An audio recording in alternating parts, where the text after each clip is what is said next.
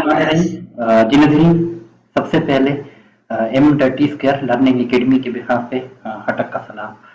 अच्छा, जो हमारा पिछला लेक्चर था इसमें हमने जो ASTM C double tree discuss किया था, जो कि ऐसे समझ लो कुछ की रिक्वायरमेंट थी, पैरामीटर फाइन एग्रीगेट किए स्पेसिफिकेशन के लिए उसने कवर किए थे इसमें।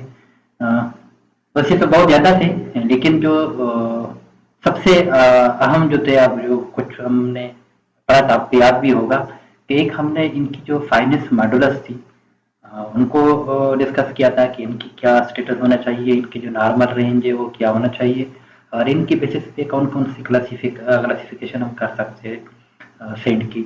और जो दूसरी चीज़ थी वो साउंडनेस ऑफ सेंड, कि जो इनकी फाइल की जो ऐसे समझ लो जो विदरिंग के खिलाफ इनकी रेजिस्टेंस है कि कितना रेजिस्ट कर सकता है, उनको हमने डिस्कस किया था शॉर्टली। तो आज के सेशन में मैं उसी जो दो कंसेप्ट है, फाइनेंस मॉडुलस और जो साउंडनेस है सेंड की, उनको थोड़ा और डिटेल से एक्सप्लोर करूंगा ताकि आपको समझ कंसेप्ट क्लियर हो कि इनका मकसद क्या है। तो आमतौर पर हम थ्री हेडिंग में हम पढ़ेंगे, ये जो टॉपिक के कंसेप्ट है फाइनेंस मॉडुलस और जो साउंडनेस है। सबसे पहले हम ये बोलेंगे कि ये है क्या साउंडनेस या जो फाइनेंस मॉडुलस है क्या, और जो दूसरी चीज़ है इसमें जो सिविल इंजीनियरिंग भी इनकी इम्पोर्टेंस है वो क्या है, और जो तीसरी है इनका इम्पैक्ट क्या है, कि जो प्रोडक्ट अगर कंक्रीट है हम साइंस को यूज़ कर रहे हैं तो इनकी जो साउंडनेस प्रॉपर्टीज इनकी क्या इम्पैक्ट है। तो इन तीन हेडिंग में हम पढ़ेंगे। सबसे पहले हम शुरू कर लेते हैं, जो सबसे पहले वाला वो है साउंडनेस ऑफ सेंड। ये क्या है आमतौर पर, अगर मैं इसकी आसान अल्फाज में मैं डिफिनीशन कर सकूं कि जो soundness of sand is the ability of sand to resist disintegration or break down when exposed to withering action। कि जो आमतौर पर जो किसी भी विदर के खिलाफ या जो वेदरिंग इफेक्ट है इनके खिलाफ जो सैंड की रेजिस्टेंस है उसी को हम बेसिकली साउंडनेस बोलते हैं। अच्छा, इनकी कौन कौन से एक्शन हो सकते हैं? आमतौर पर हमारे पास वेट एंड ड्राई कंडीशन हो सकती है, कि अगर वेट एंड ड्राई कंडीशन आ जाए सैंड के ऊपर तो इनकी क्या बिहेवियर होगी। सिमिलरली अगर इसमें कुछ टेम्परेचर चेंजेस वगैरह हो गए, हाई टेम्परेचर हो गया या लो हो गया, बर्फबारी वाली जो नॉर्दर्न एरिया में हमारे पास होती है, या जो और कोई केमिकल वगैरह आ जाए, तो इनके खिलाफ जो हम सैंड यूज कर रहे हैं इनके खिलाफ इनकी कितना रेजिस्टेंस है, बेसिकली जो रेजिस्टेंस पेश कर लेते हैं उसी को हम साउंडनेस बोलते हैं इसमें। अच्छा, जो सिंपल अगर मैं इनकी जो इंजीनियरिंग इम्पोर्टेंस है उसको एक्सप्लेन कर लूँ, जिनमें जो सबसे पहले है वो है इंश्योर ड्यूरेबिलिटी ऑफ कंक्रीट।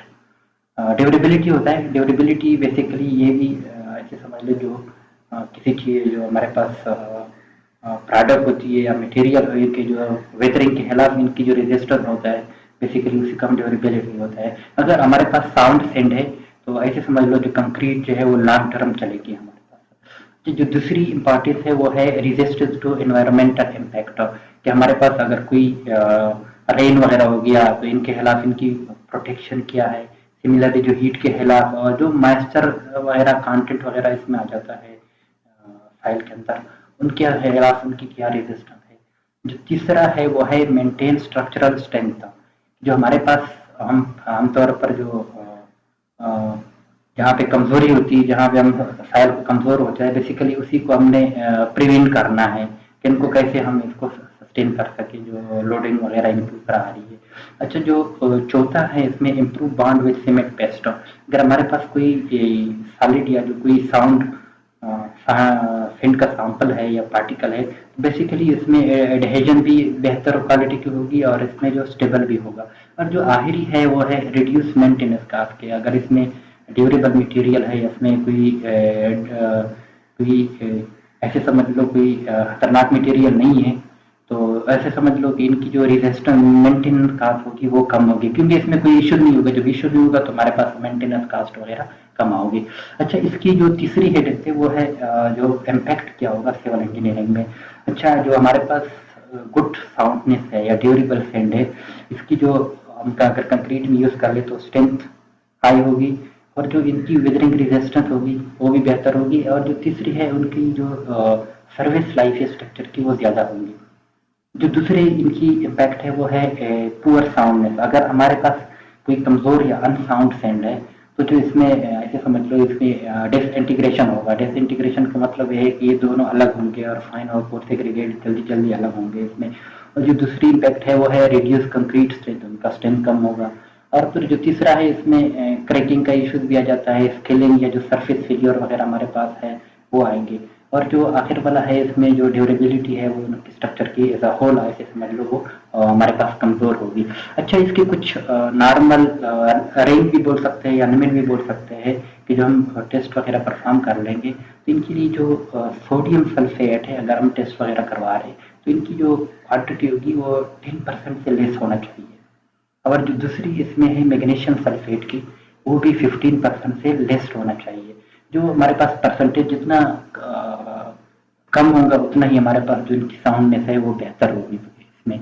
अच्छा, तो आखिर में ये सारी चीज़ें डिस्कशन के बाद मैं कह सकता हूँ कि जो हमारे पास साउंडनेस है सैंड की, ये ऐसे समझ लो कि क्वालिटी पैरामीटर है कि जो हमारे पास इंश्योर कर लेता है कि अगर कंक्रीट के अगर हमने साउंड सैंड यूज़ किया तो जो कंक्रीट है इसकी ड्यूरेबिलिटी भी अच्छी होगी, स्ट्रेंथ भी अच्छा होगा और जो इनकी सर्विस लाइफ है वो प्रोलॉन्ग होगी। तो ये इनकी ऐसे समझ लो फाइनल जो समराइज है वो ये है। अच्छा, जो इसमें हमारे पास दूसरी प्रॉपर्टीज है वो है फाइनेस मॉडुलस, जो इसको हम शॉर्ट अल्फाज में एफएम बोलते हैं। इसकी फाइनेस मॉडुलस ऐसे समझ लो कि जिनकी अगर आसान डिफिनीशन मैं कर लूँ कि it is an index number that indicate the average particle size of centre. आमतौर पर आसान अल्फाज में ऐसे समझ लो जो फाइनेस मॉडुलस है वो एवरेज जो सेंट में जितनी भी साइल सैंपल है इसमें जो पार्टिकल होती है वो एवरेज साइज को रिप्रेजेंट कर रहा है मिलीमीटर में। और ये आमतौर पर हम सीवे एनालिसिस से फाइंड आउट कर लेते हैं। ये हमने आगे जो पिछला वाला लेक्चर था उसमें हमने इसको डिस्कस भी किया था। तो आप आसान अल्फाज में आप ये कह सकते हैं कि जो सेंड है इसी बेस पे हम फाइंड आउट कर लेते हैं कि ये फाइन सेंड मीडियम है या कोर्स है। और जो दूसरी इनकी इम्पोर्टेंस है वो है सिविल इंजीनियरिंग में इनकी इम्पोर्टेंस क्या है कि जो हम कंट्रोल कंक्रीट वर्केबिलिटी, अगर हमारे पास एफएम की जो साइज है वो प्रॉपर तरीके से गुड रेंज में हो या नॉर्मल रेंज में हो, जो हमारे पास कंक्रीट की जो है जो मैक्स कंक्रीट वगैरह हम कर लेते हैं जिनकी कंसिस्टेंसी है या जो प्लेसमेंट है वर्केबिलिटी को हम आसान अल्फाज में कहते हैं कितना आसानी के साथ हम इसको मैक्स कर सकते हैं या जो फाइनल जो इनकी साइड पे वहाँ पे हम प्लेसमेंट करवा सकते हैं। तो ये बेसिकली उसी को कंट्रोल कर लेता है वर्केबिलिटी को। जो दूसरी चीज़ है इफेक्ट वाटर रिक्वायरमेंट। अगर हमारे पास फाइन पार्टिकल है सैंड है तो ऐसे समझ लो इनकी वाटर डिमांड ज़्यादा होगी। दूसरी तरफ अगर हमारे पास कोर्सर है तो इसमें वाटर डिमांड तो कम होगी लेकिन इसमें माइनर वाइड वगैरह आ जाते हैं, वो इशू क्रिएट कर लेता है इसमें। जो तीसरा हमारे पास इनकी इम्पोर्टेंस है वो है इंश्योर प्रॉपर मैक्स डिज़ाइन। कि जो मैक्स डिज़ाइन हम एक टारगेट स्ट्रेंथ रखते थे इनके लिए जो डिफरेंट कंस्टिट्यूएंट मटेरियल है उनको चेंज कर लेते हैं तो उनके ऊपर इनका बड़ा इम्पैक्ट होगा।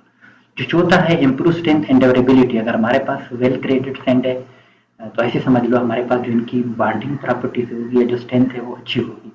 और जो आखिरी है कि रिड्यूस सिग्रीगेशन एंड ब्लीडिंग। अगर हमारे पास जो पार्टिकल साइज है वो ऐसे समझ लो कि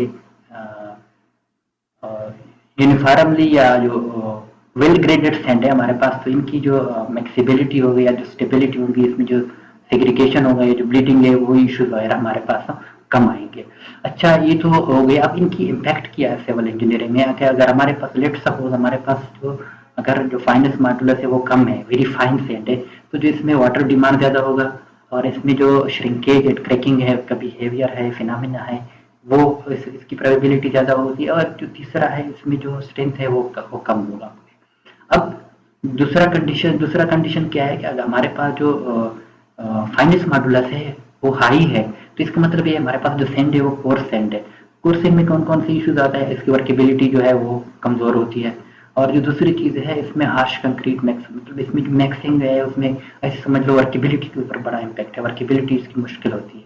और जो तीसरी चीज़ है उसमें सिग्रीगेशन वगैरह जल्दी हो जाता है, इसमें जो फाइन और कोर्स सिग्रीगेट जल्दी जल्दी अलग हो जाता है। अब जो तीसरी कंडीशन है कि अगर हमारे पास ऑप्टिमम एफएम है कि वेल ग्रेडेड सैंड है तो जो इनकी जो सबसे बेस्ट प्रॉपर्टीज आएंगी हमारे पास कंक्रीट में वो है गुड वर्केबिलिटी की, वर्केबिलिटी इनकी अच्छी होगी। जो दूसरी चीज़ है स्ट्रेंथ अच्छा होगा और जो तीसरा है वो कंक्रीट की जो ऐसे समझ लो ड्यूरेबल कंक्रीट होगा। आमतौर पर जो फाइनेंस मॉडुलस है, इनकी जो नॉर्मल जो टिपिकल रेंज है वो 2.3 से लेकर 3.1 है फाइन एग्रीगेट के लिए। लेकिन और उसी बेस पे हम फर्दर भी इनको क्लासिफाई कर सकते हैं कि अगर हमारे पास फाइन सेंड है तो इनकी जो 2 से लेकर 2.6 के दरमियान इनकी फाइनेंस मॉडुलस होगी। सिमिलरली अगर मीडियम सेंड है तो 2.6 और 2.9 के दरमियान होगी। जो तीसरी कैटेगरी है वो है कोर्स सेंड, जिसकी जो नॉर्मल रेंज है वो 2.9 से लेकर 3.2 के दरमियान है। तो ये इनकी जो फाइनेंस मॉडुलस इसी बेस पे हम क्लासिफिकेशन कर सकते हैं। अच्छा, इन सारे जो 3 प्रॉपर्टी के बाद हम ये कह सकते हैं कि जो हमारे पास फाइनेंस मॉडुलस है ये एक की पैरामीटर है किस चीज़ के लिए, ग्रेडिंग ऑफ सेंड, जिसकी बेसिस पे हम ग्रेड जो सेंड है उनकी ग्रेडिंग कर लेते हैं और उसी बेस पे हम फर्दर डिसाइड कर लेते हैं कि इनकी वर्केबिलिटी के ऊपर इनका कितना इम्पैक्ट होगा, स्टेम के ऊपर कितना होगा और जो इनका ड्यूरेबिलिटी ऑफ कंक्रीट है वो क्या होगा। तो प्रॉपर अगर हम फाइनेंस मॉडुलस को इंश्योर कर ले तो जिसमें हम हाई क्वालिटी कंस्ट्रक्शन और जो लॉन्ग लास्टिंग स्ट्रक्चर वगैरह है वो बेसिकली हम अचीव कर सकते हैं। तो इसके साथ आज का जो हमारा सेशन है वो मैं इसी जगह पे कंक्लूड कर लेता हूँ और इसके साथ साथ आपकी अगर कोई इसमें सवाल है तो आप बिल्कुल कमेंट्स में कर ले। वीडियो के कमेंट्स में नहीं कर सकते तो इसकी डिस्क्रिप्शन में व्हाट्सएप ग्रुप, इसका चैनल का लिंक है और फेसबुक का पेज है, वहाँ पे भी कर सकते हैं। इंशाल्लाह कि मैं टाइम पे जवाब दूंगा। शुक्रिया।